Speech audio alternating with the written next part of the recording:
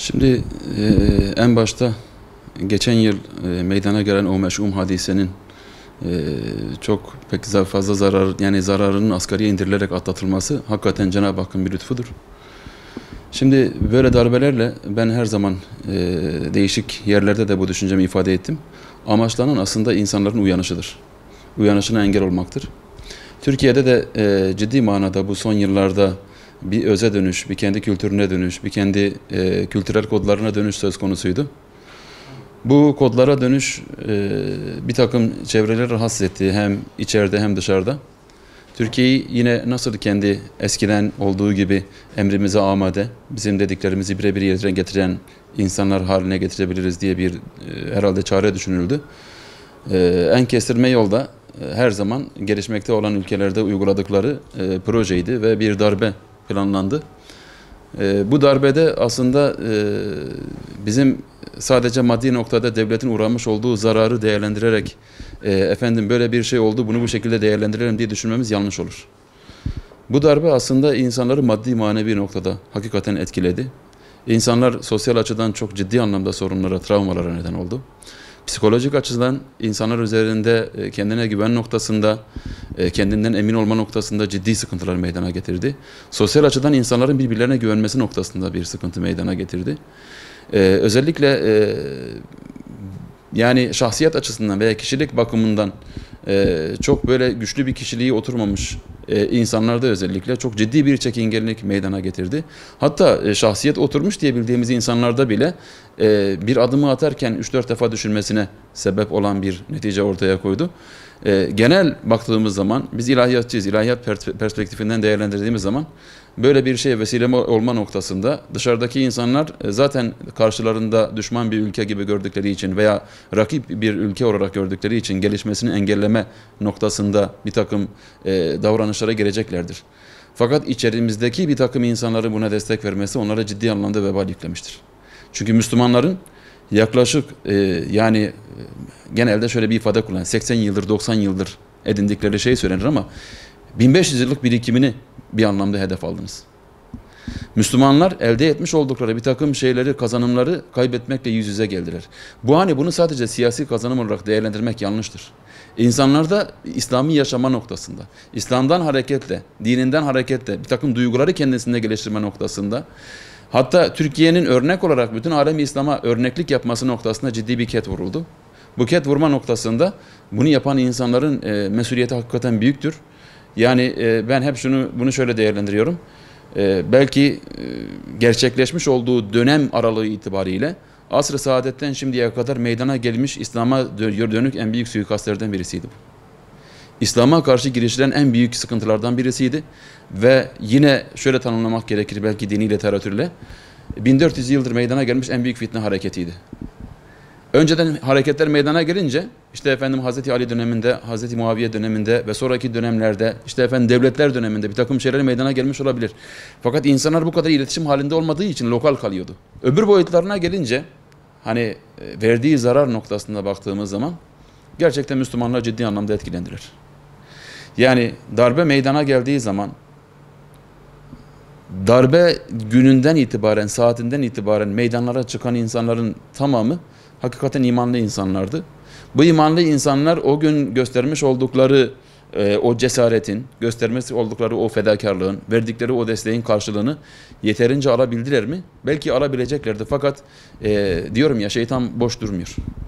Bir takım tezviratlar, bir takım farklı yönlendirmeler vesaire ve bu işe sebep olan bireylerin veyahut da cemaatin yani örgütün diyelim İslami kimlikle anılıyor olması bütün Müslümanları potansiyel birer şüpheli durumuna düşürdü. Ve bu noktada yeri geldiğinde yanlışlar da yapıldı. Yanlış insanlar da bundan mağdur oldular. İşte bizim şu anda beklentimiz şu ki bu tarzda mağdur olmuş insanların hakikaten ciddi bir muhakemeye devletin ciddi bir muhakeme yaparak belki bu son dönemde kurulan işte bu itiraz mekanizmaları falan bunların ciddi işletilerek bunların bu mağduriyetinin giderilmesi ve devletin sürekli açıklamış olduğu işte devlet içerisinde uyuyan hücreler tarzındaki insanların da devletin kendi yöntemlerini kullanarak gelecekte de bize zarar verebilecek hem devlete hem de insanların maneviyatına kastedecek insanları gerçekten tespit edip ona göre cezalandırılması lazım. Şimdi Darbe gerçekleştiği zaman başta da dediğimiz gibi büyük oranda imanlı insanlar caddelere, sokaklara çıktılar. Diyarbakır'da yaşadığımız için Diyarbakır örneğinden hareket edersek ilk gece itibariyle biz de dışarıdaydık. Ve orada meydanda gördüğümüz insanları aşağı yukarı Diyarbakır'ı yıllardır burada olduğumuz için tanıyoruz. Farklı sivil toplum kuruluşlarına, farklı cemaatlere mensup insanların orada olduğunu gördük. Ve ikinci, üçüncü, dördüncü günden sonra artık iş sakinleşince oraya insanlar daha fazla birikmeye başladı. İlk günlerde çok samimi insanlar oradaydılar. Bu insanları oraya toplayan onların imanıydı. Artı imanla birlikte şunu düşünmek lazım. Ya bu kadar yıldır bir fitne, bir tefrika meydana getirilmeye çalışılıyor bölgede. Ama öbür tarafta bakıyorsunuz Türkiye'nin merkezi sayılan İstanbul ve Ankara'da Türkiye'nin başındaki bir hükümete bir müdahale yapılıyor. Ama burada tefrika sebebi olarak görülen etnik bir kimliğe sahip insanlar sürekli farklı bir yerde konumlandırılıyordu. Ama bakıyorsunuz ki en büyük tepki yine buralardan geldi. Buradaki insanlardan da geldi. Buradan şunu anlıyoruz. Bizi aslında vatan itibariyle, devlet itibariyle, millet itibariyle bir arada tutan bizim etnik yapımız değildir. İslami noktada birileri veyahut da dini noktada insanların moral değerleri noktasında birileri bir hizmet yapıyorsa bu herkes tarafından görülüyor demektir. Ve bunun etrafında birleştik. Bu kazanımların kaybolması noktasında etrafında birleştik. Orada meydana gelen ruhun aslında biraz yürütülmesi ve sürdürülmesi gerekiyordu. Fakat hemen arkasından bu işi yapanların cezalandırılması noktasındaki aşamaya gelindiği zaman sapla saman birbirine doğrusu karıştı. Cumhurbaşkanımızın da böyle bir ifadesi oldu. Sapla samanı birbirine karıştırmayın tarzında. Çünkü orada suçluyu da suçsuz da yeri geldiğinde birbirine karıştı. Bu işte dahli olan bir insan varsa sonuna kadar takip edilip seviyesi, rütbesi, makamı, düzeyi ne olursa olsun gerekli cezayı görmesi herkesin arzusudur.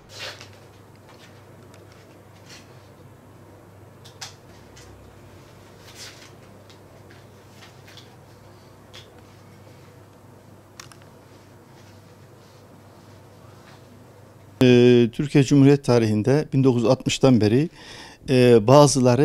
bazı güçleri kullanarak halkı sindirmek için bir takım yöntemlere başvuruyorlar. Bunların en önemlilerinden birisi askeri darbe. Askeri darbe bir yerde aslında insanlara birilerinin eliyle dizayn etmek, korkutmak, sindirmek ve özgün olmalarının önüne engellemek. Bunun en önemlilerinden birisini de 15 Temmuz'da yaşadık. 15 Temmuz'dakinin diğerlerinden farkı şuydu. Daha öncekiler seküler bir kesim tarafından yönlendirilirken 15 Temmuz'daki görünüm itibariyle bu ülkede 1970'ten bu tarafa insanların dini duygularını bir şekilde sömürerek, buradan bir takım güç devşirerek gerek ülke içerisinde gerekse ülke dışında belli bir güce ulaşıp belli bir yapılanmaya ulaştıktan sonra önce Türkiye'de başta olmak üzere diğer ülkelerdeki de güçlerini birleştirerek belki de zihinlerinde var olan büyük bir güç elde etmek. Bunun için de ülke içerisinde 1970'ten beri değişik şekillerde yerleştirmiş olduğu elemanlarını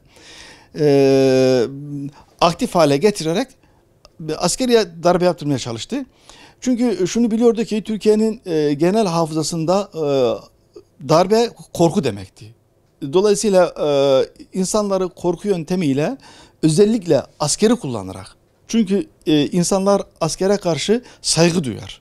Yani sadece korku değil, Mehmetçiktir. Mehmetçik demek aynı zamanda peygamber ocağıdır. İnsanlar ne olursa olsun askerin herhangi bir kalkışması karşısında askere karşı peygamber ocağına saygıdan dolayı karşı koymaz.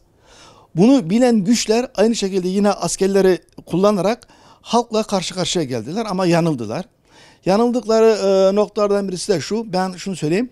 Eğer bir hareket oluşum itibariyle ihlasla başlayıp ihlasla devam etmezse, samimi bir şekilde devam etmezse Allah samimi olmayan hiçbir davayı başarıya erdiremez. Şimdi belki bu hareket başlangıç itibariyle samimi olabilir. Ancak belli bir gücü elde ettikten sonra ekonomik olarak olsun, Türkiye'deki belli bir yapılara adam yerleştirme olarak gücü elde ettikten sonra hırs, bunlar da kin duygusunu ön plana çıkardı.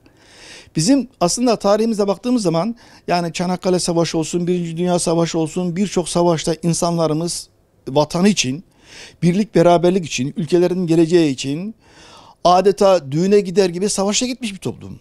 Yani tanktan, toptan, tüfekten korkmadıklarını tarihte gösterdikleri gibi 15 Temmuz'da da bütün dünyaya bunu göstermiş oldular.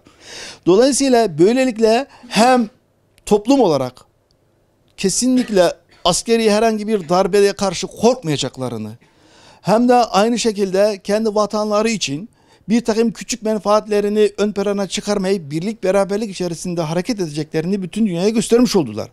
Bu yönüyle de İslam dünyasındaki, yani İslam ülkelerindeki birçok ülke halklarına da örnek gösterdiler. Yani zamanı geldiği zaman haksızlığa dur diyebilmek için bir takım küçük menfaatlerimizi bir kenara bırakarak birlik beraberlik içerisinde hareket edelim diyerek örnek gösterdiler. Ben bu yönüyle şunu söyleyeyim. Ben bu yaşıma kadar ilk defa ülke çapında bütün grupların küçük menfaatlerini düşünmeden bir araya gelip omuz omuza olduklarını gördüm. Ve böylelikle de biz bütün dünyaya şunu gösterdik. Biz omuz omuz olursak ne asker ne de dış güç hiçbir şey yapamaz.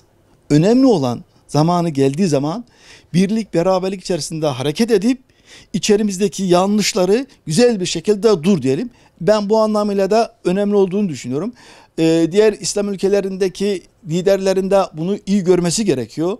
Yani elindeki gücü kullanarak halkı sindirmek, halkı ezmek bir noktaya kadar, bir noktadan sonra halk patlarsa 15 Temmuz'daki gibi yani diğer ülkelerdeki insanlar da yöneticiler de bundan ibret alması gerekir. Şimdi ben hemen şunu söyleyeyim. Bakın darbelerde asıl şey silah, güç kullanılıyor. Dolayısıyla yani istersen bireysel ol, istersen toplumsal ol, silahı gördün mü de bütün insanlar da geri pozisyonu iter. Bir de yani mesela özellikle bizim ülkemizde darbeler çok acı olmuştur. Yani insanlar yok sayıldığı gibi insanlar adeta psikolojik olarak ezilmiştir. Ve 10 yılda bir darbe olmuş. Ve yani duyduk duyalım hemen bir darbe. Yani mesela öyle bir şey oluyor ki bugün en üst bürokrat bile yani bakıyorsun işte normal bir astsubayı bile gördüğü zaman neredeyse ayakları titriyordu.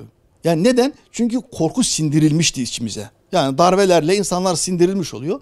İşte 15 Temmuz en azından halka bu noktada bir özgüven verdi. Yani bundan sonra istersen kim olursan ol, haksızlık yaptığın zaman elinde silah da olsa karşına gelip hakkımı arayabileceğim. Yani bu bir takım gariban insanlara, gerçekten ezilmiş insanlara, hor görülmüş insanlara bir özgüven vermiş oldu. Bu ülkede artık darbeler insanları psikolojik olarak korkutamaz. En azından çocuklarımıza yani işte darbeleri göstererek aman sus, aman söyleme, bak neler olur neler olur diyerek korku psikolojisi aşılamayacağız.